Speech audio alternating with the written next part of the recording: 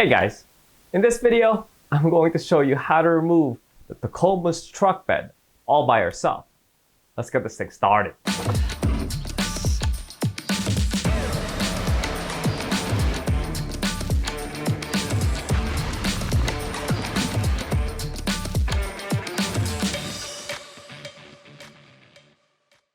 So for those of you guys who are new to this channel, my name is Carl, and this channel is dedicated to all things mods, DIY, and engineering for your second and third gen Tacomas. So make sure you smash that like and subscribe button already. Do it now, guys. Do it.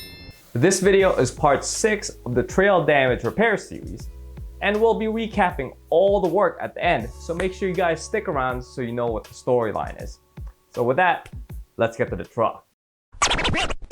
So we'll start with removing these two license plate lights with a Phillips head screwdriver. Now we can remove the connectors from the back of these lights. There we go.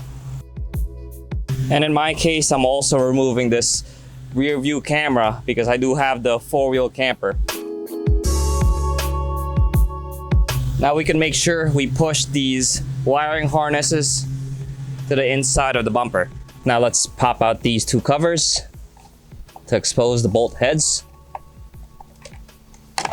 And now I'm going to soak these threads with our liquid wrench. Let that soak for a bit. I know that will be seized. Then we can take a wire brush and brush the gunk off of the threads there.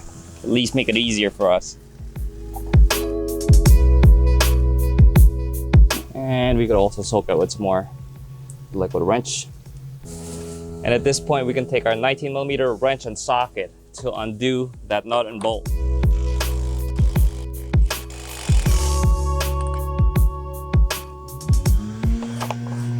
Yeah, this one I really gotta work since there's gunk that built up and clogged the threads there, guys.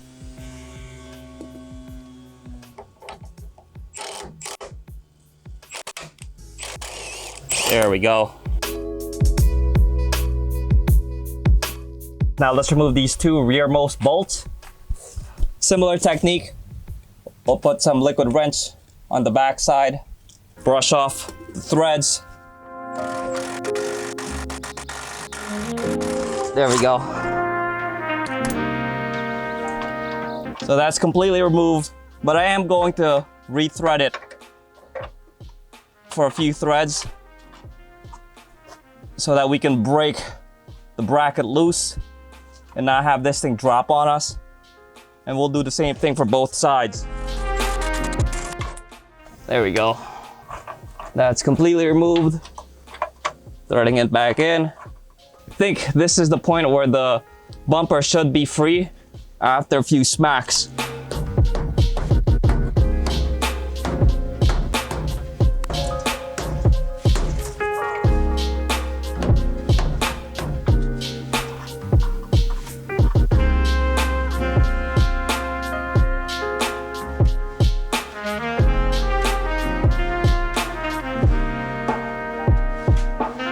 So that worked out really well, guys.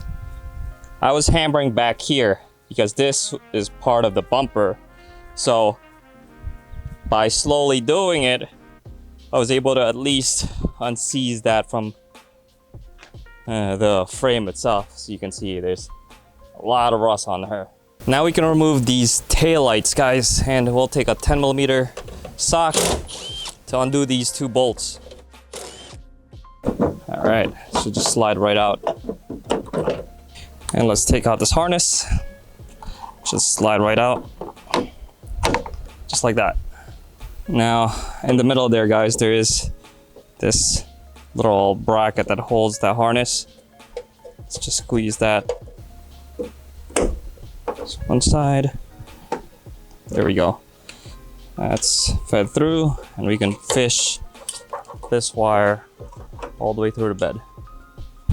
We'll do the same thing this side.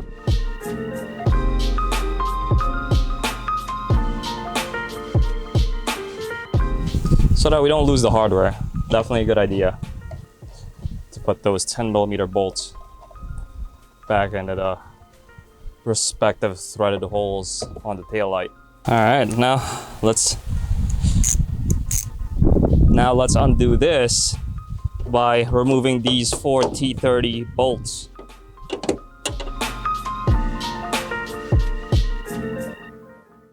There we go. Now I have taken this off before, that's why there's a zip tie, so I'll undo that zip tie. There might be tape on here instead, so if you just undo the tape, it should be fine too. We'll just undo this wiring harness here and fish this whole thing back into the hole. Same as before, be a good idea to thread these bolts back into the respective threaded holes so we don't lose them. So now we're back here under the truck. This is the wire harness for the driver's side rear taillight, and as you can see, it's zip tied there because I have taken this off before.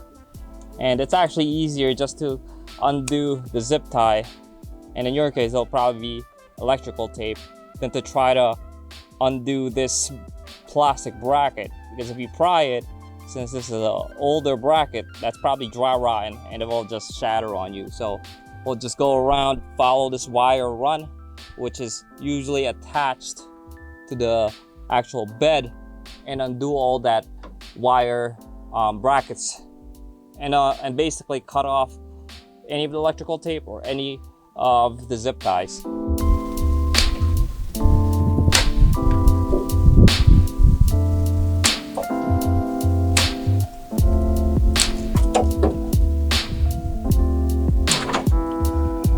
As you can see, all we had to do is follow the wire run from the rear taillight on both sides, and we just make sure we undo the brackets that's holding it against the bed. As at this point, I think that should be the only set of runs that we have to worry about. The rest, I believe, is free from the truck bed. The only thing left that's holding this truck bed onto the truck itself is really these 6 Torx bolts. So this might be a little bit of a pain in the ass too, like how we removed the bolts on the bumper. So similar technique that I'll do, I'll douse the threads on the bottom side with the liquid wrench to at least help alleviate some of the possible seizing. So I did douse the threads from underneath, and now hopefully we can break these loose.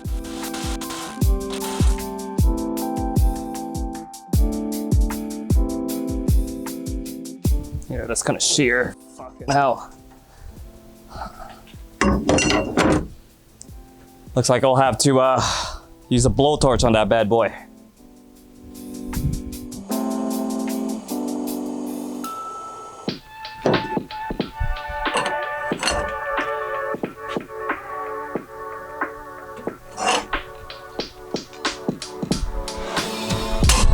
Yes, baby. There we go. That was a pain and a half. That's it, guys. That's one.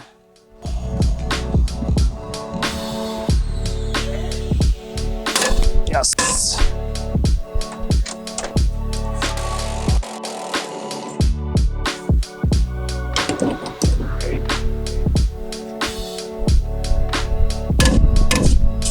Okay, these 2 middle ones are not too bad.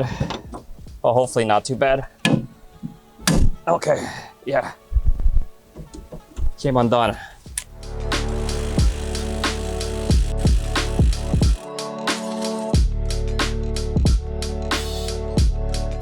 So, before I put these bolts away, as you can see, I did mark the rears with R, the front with F, and the center ones with C, so I don't lose track of which one is which.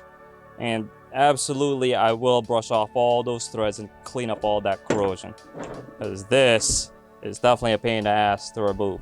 The only thing left really is to push this filler neck in. So I'm going to lift this so you guys can see how that's attached. Really is just like kind of pressed in there. I'm probably gonna shove a rag into this filler neck so that we don't get any debris or dirt into the fuel.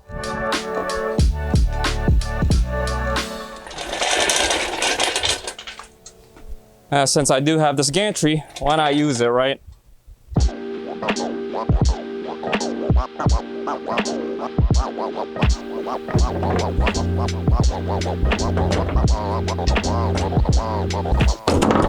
I just got another set of ratchet straps here, guys. Ratchet it onto these two tie down points.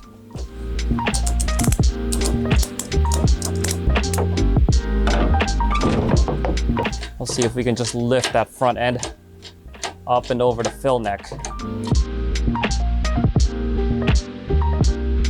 So I'm lifting that side up more, and it looks like it's just tilting enough so that we can get that filler neck past the bed.